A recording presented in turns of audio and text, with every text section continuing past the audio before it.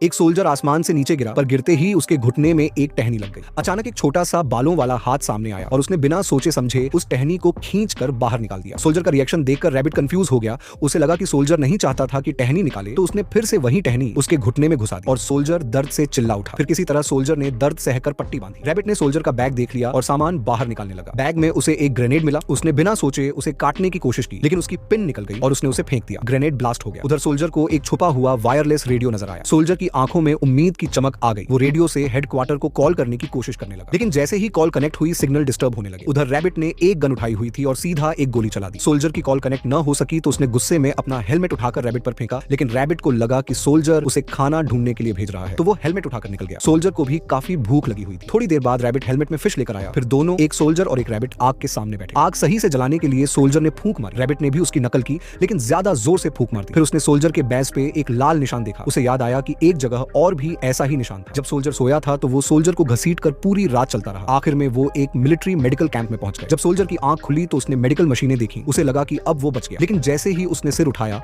उसने देखा कि ये तो दुश्मनों का कैंप है और तुरंत सोल्जर के चीखने की आवाजें आई। लेकिन रैबिट को लगा सोल्जर उसका शुक्रिया अदा कर रहा है।